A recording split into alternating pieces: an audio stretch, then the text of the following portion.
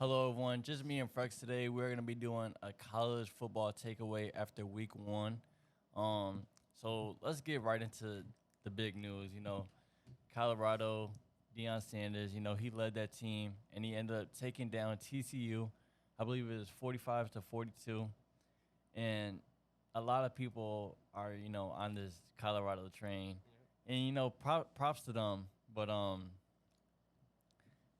it was a great game played by them, but do you feel like, this hype around them should continue throughout the season?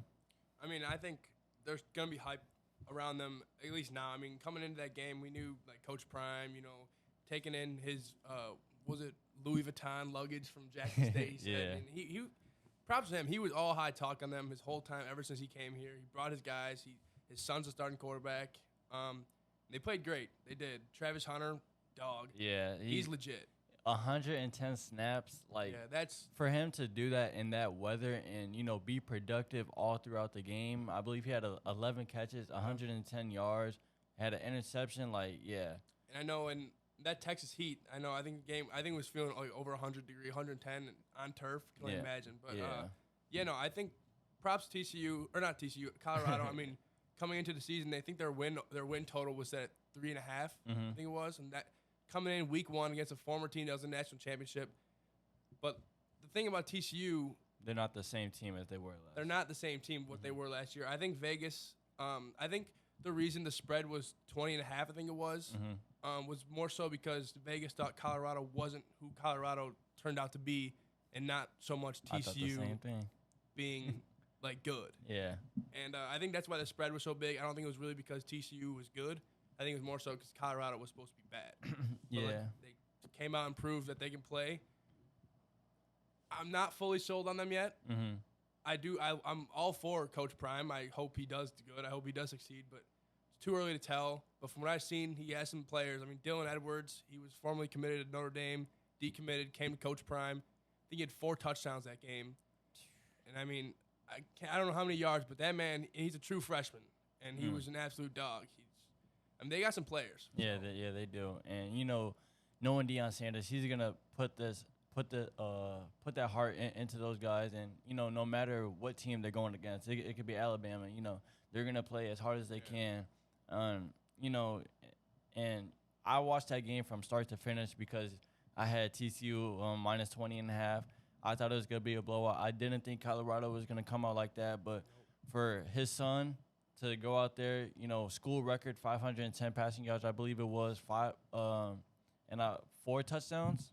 But regardless of the stat line, it was a team win for sure, because when TCU had the ball, they crossed over midfield and it became to a 4th and 2. I didn't think Colorado defense was gonna get that stop, but they ended up getting the stop. And props to the Colorado team. And like you said, I'm not completely sold on them. I know for a fact they're not going to the college football playoffs, but they may finish like top 15. So much better as long as they had 1 win last season. Yeah. So this win already. It's only up from here. Exactly. And I think, honestly, even for them to be ranked, it's just huge praise for Deion and that whole Colorado organization. Even if they don't finish 15, finish top 25, that's just showing huge leaps. That's showing to me and other recruits from here on out that Deion's a legit coach. He came in, turned his whole program around, literally flipped it upside down. We just had 1 win from last year to come in, already have 1 win against some people would say a legit team in TCU. I mean, they're a team. They're not, obviously, they were in the national championship last year. We said it's not the same team, but it's still TCU. That's a Power 5 team. A lot of teams play like nobody's week 1. They played the national champions or national championship runner-up. Yeah, runner-up. And they won. They went complete shootout with them, and they showed the world. They put the world on notice for sure. For sure. So let's get into their conference. They're in the Pac-12, which is it's full of talented teams. You got USC in there, Washington in there, UCLA, Oregon, Stanford. Got some. Yeah, but before we got on air, you said that that weekend they were 12-0. But let's focus on the two top dogs in that conference of Washington and USC. Washington, they started off slow against Boise State. I believe at one point the score was 9-7.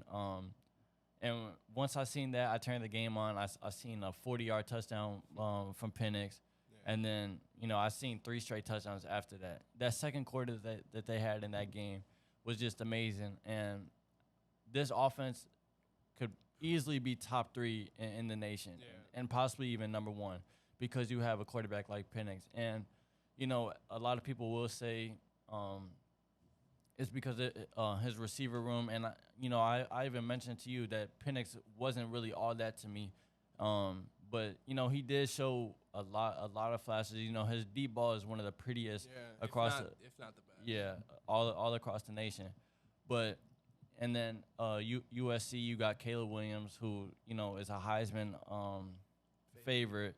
But when Washington and USC meet, do you believe that Washington can possibly upset? I do. I think they could for sure. I think it's going to come down to USC's defense. Mm-hmm. Same with Washington. I think it's going to be a high-scoring game, shootout. For but sure. It's going to come down to the 2 Heisman two Heisman candidates, Penix and Caleb Williams, who's going to get it done. But the USC defense has to come alive. I know, what was the score of their game this week? They blew them out. Yeah, they blew them out. I believe they put up like 56 or something. So, the defense really hasn't had any competition this year so far. I think they have 2 games under their belt. San Jose State so far into week 1 blew them out. Mm-hmm. But Caleb Williams he's nowhere near letting off the gas coming into the season from last year. He won the Heisman last year. Came into this season already he's probably the favorite right now by a good amount. Mm-hmm. And I don't think it's gonna. But when do they play? Week 6. Like week 7, week 8. Yeah, so. middle of the season, both teams will have exactly handful of games under the belt. Yeah. So it's gonna be the peak of their season. And yeah, I don't know. I think Washington could get it done. If Washington gets it done, I believe they just may be in the college football playoffs this year. Oh yeah. Because at that time USC may be ranked top 4, yeah. And if Washington can upset, I feel like that puts them in the top 4 immediately, especially if they're still undefeated after that game. Yeah, and I think USC plays Notre Dame this year. Maybe? I believe so. I think they usually do. So USC. I think the AP poll came out today, and I think they are ranked 4th, 3rd maybe. So I don't know. I don't see them falling out of it until they come up against Washington or Notre Dame, who also looked very good these past 2 weeks. Yep. Yeah, they got Notre Dame October 14th and then Washington November 4th. But let's move on to Ohio State. As you know, I'm a fan of Ohio State, and what we saw this weekend, man, just take us out the playoffs right now. We were ranked number 3 going into week 1. I don't know what we're ranked now, but if we're still ranked top 4, we shouldn't be. 5. Yeah, 5. We should be like 6 or 7 because what Kyle McCord showed, that is just sad. You have the best receiver in the nation. You have the number 1 duo in the nation, and you don't even pass for over 200 yards. And you have the number 1 running back prospect. Yeah, you have a great old line in front of you, and you're playing Indiana, an unranked, very average team. Yeah. And for you to only score 23 points, I believe I don't even know if he had a touchdown or not, but I know he had an interception. But I couldn't even watch that game, especially as an Ohio State fan. It's just not Ohio State football. We're supposed to put up 45 points on that team. Week 1, conference game. Exactly. And, yeah. I don't know. We played Notre Dame week 3 or week 4, whatever it is, but I know we're about to get rolled. Michigan will probably put up 60 on us. If Kyle McCord does not turn this around, we have Ryan Day, who's one of the best offensive minds in college football, and we're only able to produce 23 points. I know it's not the coaching. Yeah. Marvin Harrison had 12 receiving yards. Yeah, that can't happen. I think he went out for a little bit in the game. Yeah. It wasn't like a serious injury, but I think he did go out for a little bit. But, I mean, still, you're going against Indiana DBs. Like, yeah. I know Indiana's a Big Ten team and all that, but they're bottom of the food chain in the Big Ten. Like, exactly.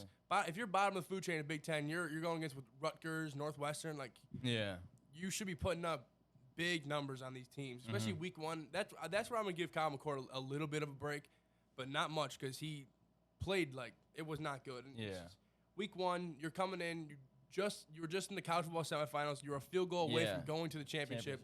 And I get you don't have C.J. Stroud anymore. I get you don't have Justin Fields. Yeah, like it's coming in this, you gotta make your point. This whole offseason, you were in this QB battle with Drake or Devin Brown, and you come in and do that. Yeah, like now you have the whole country saying, what is Ryan Day doing? This kid is not a legit quarterback. Yeah, like I don't know. It was like you said, it was not Ohio State football. He better turn around week 2, week 3. He's benched. Yeah. I don't know. Yeah, like you said, he better turn around week 2 because I believe we play Yale. If we don't score 50, just burn the season.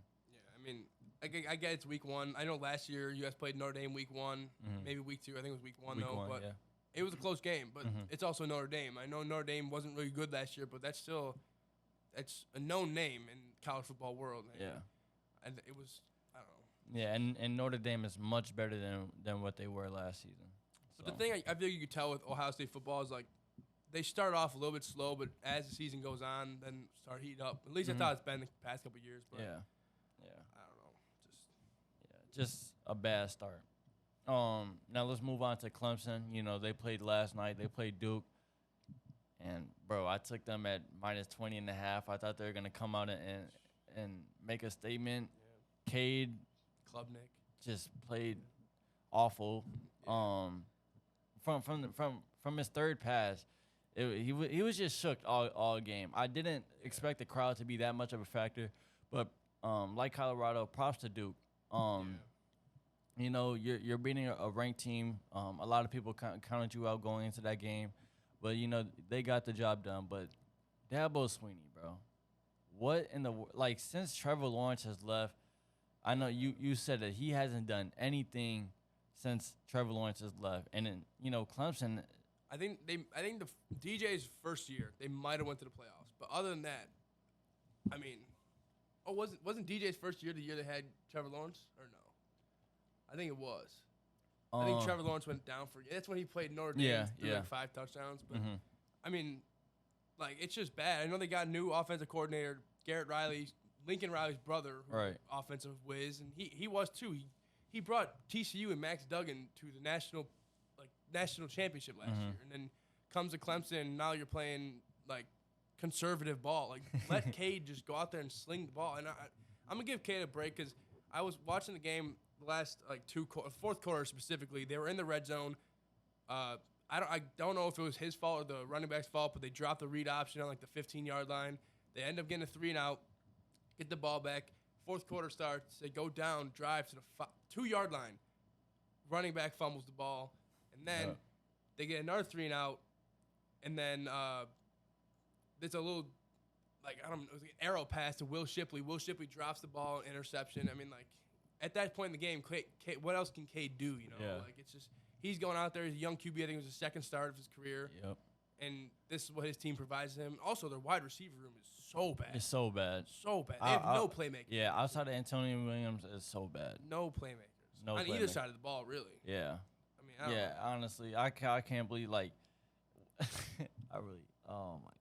was just really thinking that Dabo Swinney wasn't going to allow that. No. No, I know we were texting about it, too. Dabo, he's got something to prove. He's going to come out. He's run the score up on Duke, but I don't know. Duke just came out firing. That defense looked pretty good from the start. Yeah, for sure. Yeah.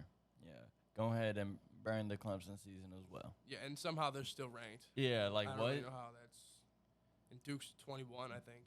But yeah. I don't know how you could rank them after seeing that. 7 points. Yeah, 7 points. But let's talk about the Sunday night game, which was Florida State and LSU. And I know you're heavy on LSU this year because of Jaden Daniels. And, before that game, I was telling you that I believe Florida State is going to get the job done. And I have more trust in Jordan Travis than I do in Jaden Daniels, especially week one. But after that week one performance, I know you said it that Florida State looked like the number one team in the country. And, they played a great game. Jordan Travis, I believe, had about like 350 passing yards.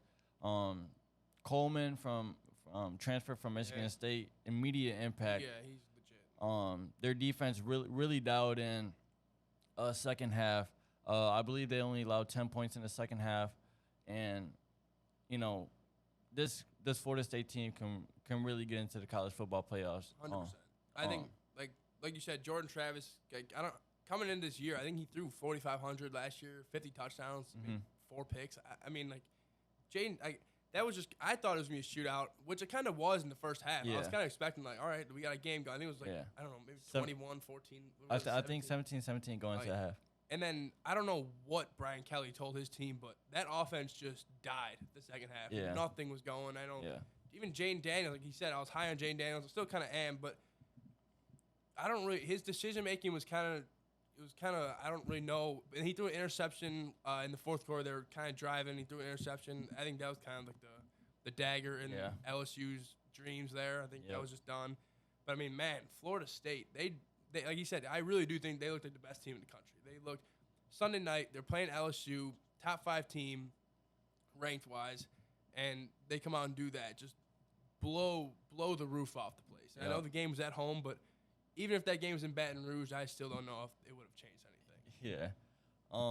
Going forward, do you believe that Jaden Daniels and the LSU team can turn it around and get these big games that they need to get back into the top 5 ranking? I mean, sure. I mean, you're still in the SEC West. You're gonna be playing some dogs throughout the year, and you have games to kind of like prove yourself. But if it was vice versa, if LSU beat Florida State the way they did to LSU, then no, Florida State would be done. Like, this game was so important to Florida State, and they like Colorado, they put the world on notice. Everyone's talking about Florida State now in the Knolls, and I mean, Mike Norvell, bro, he's turning that team around. I mean, like you said, Keon Coleman, he's a dog. Yeah, he is. And that O-line is probably one of the top in the country. So I'm not seeing too many flaws in that team right now. Yeah, and then you got a top 5 draft prospect on the D-line. Yeah. So let's go to our prediction for the Saturday night game, Alabama and Texas. Me and you both can't wait for this game. You're a huge Texas guy. Do you really believe that you guys have a chance to upset, go into Tuscaloosa and beat Nick Saban and the Crimson Tide? A year ago today, same question was posed to me. I said yes. We lost by 1 point, which was a fluky loss. But that's just Quinn Ewers did go down. First quarter, he was maybe early second, but regardless, he was piecing them up. But no, I mean, going into this week, there's a lot of questions because I know I've been getting kind of a lot of text messages from friends saying Quinn Ewers is not legit. He was throwing screens the whole game. That he's like your box score and watching if you're looking at the 3 touchdowns and 260 yards. But let me ask you, if you're playing Rice week 1 and then you're going into Tuscaloosa week 2, I'm not showing. Are you much. Showing your best play? Are you not showing much? Not at all. That's what people are not really understanding. Like, you're going into the game of the year, week 2. For sure. You want to conserve your guys' energy. They took Quinn out in the third quarter, maybe 4. But I mean, but man, Bama, it's always gonna be hard. It's in Tuscaloosa. I think what Texas has to do this weekend is just hold Jalen Milroe to whatever they can. Whether it's the run games, we've seen what he can do running, or his arm, what he showed, that dime he threw. Yes. But I don't know. I think Texas DBs will be able to match up well against Alabama's wide receivers. I hope that doesn't come to bite me back, but I really do think they believe can. So. Yeah. I think it's going to come down to Texas D-line because I know that's been a big problem for Texas the past couple of years, D-line and stopping the run game. And they got to get the sacks. I know last year we had many times of sacking Bryce Young, especially in the fourth quarter, 30 seconds left. We sent a nickel down to blitz, and he just misses the sack. And although it was holding on that play after he ended up scrambling. Oh. But, yeah, as that DB, you gotta get that sack. I mean, I don't know. I'm pumped for this game, like you said. I'll unfortunately be at work for most of it, but I'm gonna be watching it on my phone. That's priority that day. I don't care about work, but yeah, I missed it last year. I'm making sure to watch start to finish. I'm taking Bama minus 13.5. But like you said, if they can contain Milroe, I feel like you guys got this game. If you guys force him to become a passer, he's not a proven passer. Yes, he had some great throws last week, but he's not a proven passer. He's not one of those Alabama passing guys like Bryce Young or, Tua when he was at Bama. And also, you brought up the receivers. They don't have receivers like Devontae Smith, Jalen Waddle, or Jameson Williams, how they had in these past years. Right. But, if Milroe is able to, win on the ground, I feel like it's wraps for you guys. If he's able to get outside the pocket and make plays, I don't see you guys winning because I feel like Alabama's defense will be able to, they will get more stops than Texas. Yes, when Alabama gets stops, when Texas gets stops, I feel that Alabama's defense will be able to match those stops as well. Yeah. But, it would only be, for so long until we're not able to get a stop. I think it's going to come down to who wants it more, and that's why this year I've been heavy on Quinn Ewers this whole season. I'm not letting anyone say nothing about that Rice game. He's proven to me, honestly. I know a lot of people are saying he's unproven, but he played Bama last year and he was doing well, and then he got injured, but he came back and he was still a little messed up from that shoulder injury. But I mean, I don't know. His wide receiver room is second to none. It's top of the line, like we said. With Washington, Ohio State, and then Texas is right there in the mix of three. But like you said, I mean, if Texas, it's going to come down to momentum, I think, and that's why the game being in Tuscaloosa does hurt. Yeah. But I mean, like you said, the stops. I'm really confident in our secondary and the linebackers that we have. It's just the D line. I don't know because that Alabama offensive line, man, they're top of the line every single year. Every single year. Yep. So I mean, we got to get pressure on Milroe. We got to make him make decisions because I know he's you said, he's not really a proven passer. We know his physical abilities. We know the man can move. We know he can throw, but it's the mental game of him. Can we get into his head? Can we make him force these throws that he doesn't need to make? Can we make him split the two defender, whatever? Just these decisions that prove you. If you make it or break it with these decisions. That's the pressure Sark has got to put on Alabama's offense this week. And I'm expecting a Texas win, though. Yeah.